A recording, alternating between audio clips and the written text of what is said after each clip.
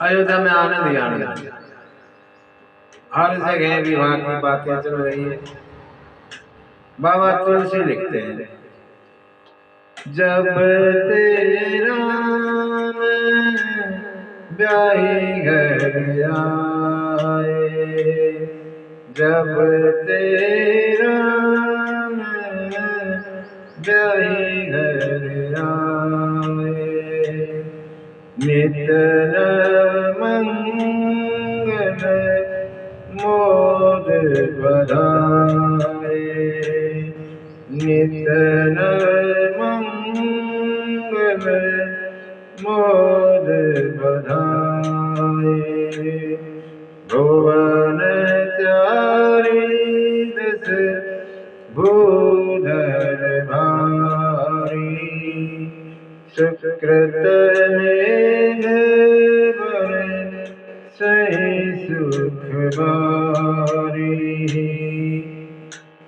रिधि सिधि संपत्ति नदी सुहाई, ओमगी अवध बुद्धि कमाई,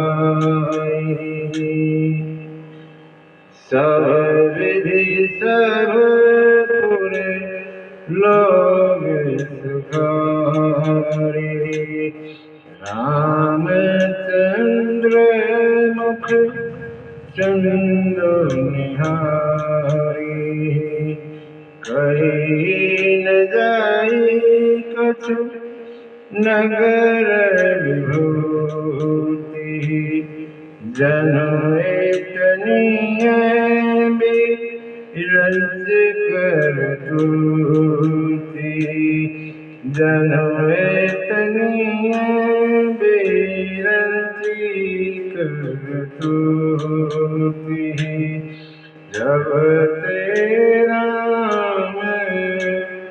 ब्याही घर आए, नित मंगल मोद बधाए। बाबा कह रहे हैं कि जब से भगवान अपने भाइयों समेत विवाह करके अयोध्या लौटे, अयोध्या में नित्य नए नए मंगल हो रहे हैं, नया नया आनंद। भुवन चारि दस भूधर भारी, सुकृत मेघ बरसहि सुख बारी। 14 भवनों में, भुवन चारि दस 14 भवनों में पुण्य रूपी बादल सुख की वर्षा कर रहे हैं। सुखी सुख आनंद ही आनंद, रिधि सिधि संपत्ति नदी सुहाई। रिद्धि सिद्धियां संपत्ति के रूप में, रिद्धि सिद्धि और संपत्ति नदियों के रूप में अयोध्या रूपी सागर में आके गिर रही है। ओमेगी अवध अंबुदी कहूं आई, अंबुदी माने सागर, अयोध्या रूपी सागर में रिद्धि सिद्धि संपत्तियां नाम की नदियां आकर गिर रही। कहते हैं सब तरह से सब अयोध्या के सब नर नारी सुखी थे, सब तरह से। बड़ा मुश्किल है, सब तरह से सबका सुखी रहना बड़ा मुश्किल है, लेकिन वहां थे अयोध्या में ऐसा था। क्यों? भगवान के दर्शन करते थे रोजाना, और जहाँ भगवान हो तो आनंद सिंधु है, वहां दुख का कोई लेना देना नहीं। भगवान आनंद सिंधु, जो आनंद सिंधु सुख राशि, ये भगवान का नाम है। गुरु जी ने नाम रखा तो कहा था, जो आनंद सिंधु सुख राशि, श्री करते त्रिलोक सुभाषी, सो सुख धाम राम नामा, अखिल लोक दायक विश्राम। जो सभी लोगों को विश्राम देते हैं। वो वहाँ हैं तो सुख ही सुख है सब जगह। सभी पुर नर नारी अयोध्या के आनंद में हैं। अयोध्या के वैभव और ऐश्वर्य को कहा नहीं जा सकता। लगता है बिरंची ब्रह्मा जी की इतनी ही कृति है, ऐसा लिखते हैं बाबा। सब तरह से सब लोग सुखी। ये अजीब है बात, ऐसा होता नहीं अक्सर कि सब तरह से सब लोग सुखी हों, लेकिन थे। सबके मन में एक ही इच्छा है। सभी अयोध्या वासियों के मन में एक इच्छा है। क्या? सबके उर अभिलाष अस। सबके मन में ये इच्छा। कहे मनाई महेश आप अछत जुबराज, राम ही दे नरेश। आप अछत जुबराज पद, राम ही दे नरेश। सभी अयोध्या वासियों के मन में एक ही अभिलाषा है, एक ही इच्छा है कि महाराज दशरथ अपने जीते जी राम जी को युवराज पद दे दे। ये इच्छा है सबकी इच्छा है तो होना चाहिए। और एक दिन की बात है, महाराज दशरथ सभा में बैठे। महाराज दशरथ सभा में बैठे थे। सभी ने महाराज दशरथ की प्रशंसा करनी शुरू कर दी। भगवान, अरे महाराज आप जैसा तो कोई भाग्यशाली है नहीं, राम जैसे आपके पुत्र। प्रशंसा शुरू कर दी। प्रशंसा डुबो देती है। जो प्रशंसा सुनने का आती है ना, वो डूब जाता है। जब कोई प्रशंसा करे तो देखो, अपने आप को देखो, क्या मैं इस प्रशंसा के लायक हूं भी या नहीं, या झूठी कोई प्रशंसा किया जा रहा है, देखना पड़ता है। और अपने आप को हम ही है सबसे ज्यादा अच्छा जो देख सकते हैं, दूसरा नहीं देख सकता। हम क्या है हम जानते हैं, दूसरा नहीं जानता। सभी ने प्रशंसा की महाराज दशरथ की। अच्छा, प्रशंसा तो रावण की भी होती थी, बहुत प्रशंसा होती थी रावण। देवता लोग भी प्रशंसा करते थे, और यहाँ दशरथ जी की भी प्रशंसा हो रही है। फर्क क्या हुआ दोनों में? रावण तो प्रशंसा सुन के फूल जाता था, वाह ऐसे मौज में आ जाता था। लेकिन महाराज दशरथ फूले नहीं। सोचा क्या प्रशंसा हो रही है, और कहते हैं राय सुभाए मुकुर कर लीना। महाराज दशरथ ने दर्पण ले लिया। दर्पण की खास बात क्या है? हम जैसे हैं वैसा का वैसा दिखाता है। दर्पण झूठ ना बोले। दर्पण कभी झूठ नहीं बोलता। हम जैसे हैं दर्पण वैसा ही हमें दिखा देता है, वहां कोई छल कपट नहीं है दर्पण में। तो महाराज दशरथ ने दर्पण हाथ में लिया। बदन बिलोकी, बदन माने चेहरा, बदन माने शरीर होता है, लेकिन बाबा लिखते हैं बदन माने चेहरा, मुख। बदन बिलोकी, अपना चेहरा देखा शीशे में। क्या देखते हैं? मुकुट टेढ़ा हो गया। जो मुकुट पहन रखा था वो टेढ़ा हो गया था। महाराज दशरथ का, और उसको बराबर किया। मुकुट सम कीना, मुकुट को सम किया, बराबर किया। जैसे ही मुकुट को बराबर किया तो क्या देखते हैं पता है? कानों के बराबर, कानों के साथ में जो बाल है, श्रवण समीप, श्रवण माने कान, श्रवण समीप भय सित केसा, बाल सफेद हो गए। कानों के पास बाल सफेद हो गए हैं।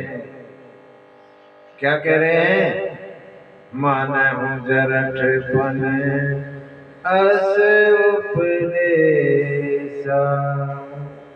मानो बुढ़ापा आ गया। सफेद बाल जवानी का कफन कहा गया, मतलब जवानी गई। जब सफेद बाल शुरू हो जाते हैं तो जवानी को मरी समझो, बुढ़ापा का आगमन हो गया। यही उपदेश करते हैं। बाल भी सफेद हो गए। महाराज हमने तो अपना रंग बदल दिया, आप अपना रंग कब बदलोगे? मानो बाल ऐसा कह रहे हैं, आप कब आओगे? अरे वहां राजकाज में कब तक फंसे रहोगे? भगवान हमें ना हर समय पर हमें भगवान सचेत करते रहते हैं। कैसे? जैसे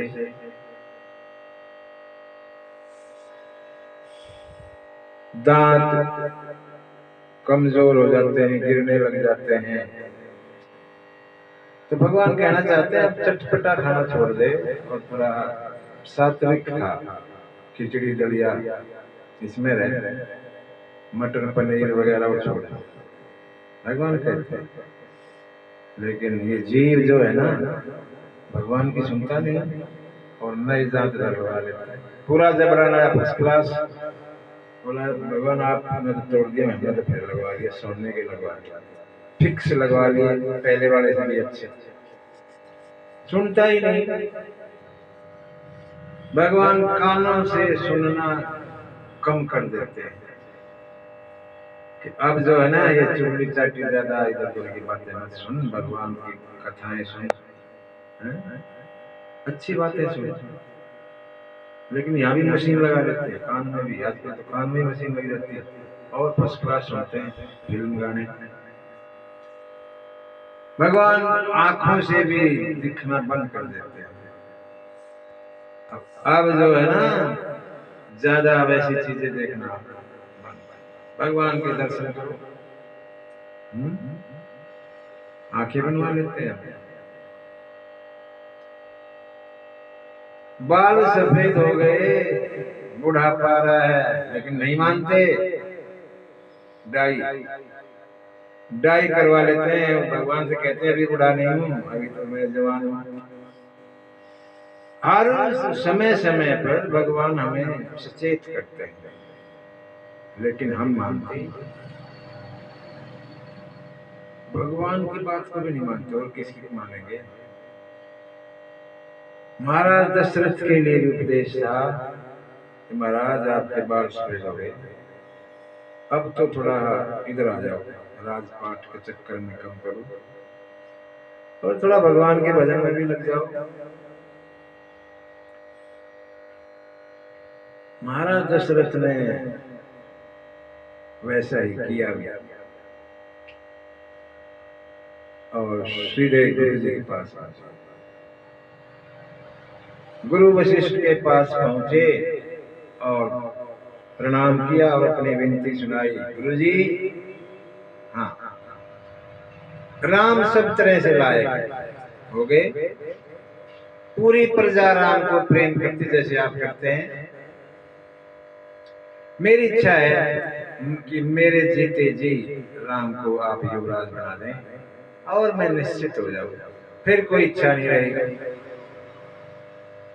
मेरे जीते जी ये काम हो जाए, आपकी कृपा से मैंने बहुत कुछ पाया है, ये काम हो रहा। गुरु जी से विनती करी और गुरु जी ने कहा,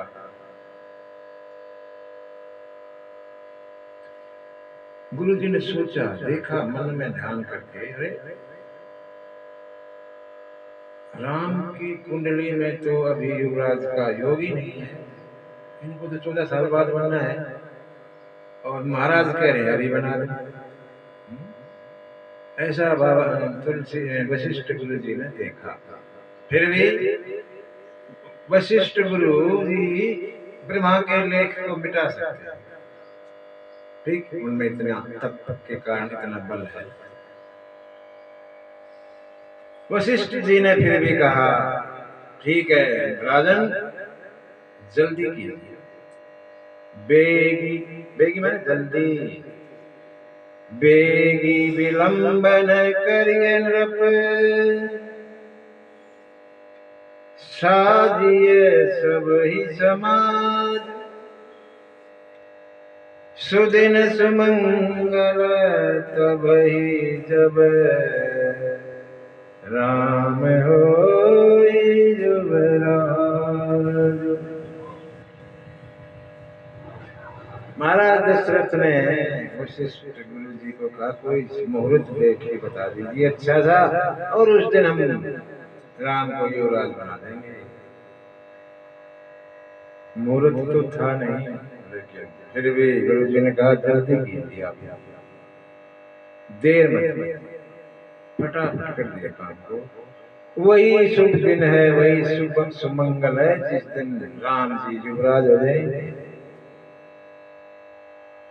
राम को शुभ दिन और सुमंगल देखने की जरूरत नहीं है, जैसे युवराज बने वो शुभ दिन हो जाता है।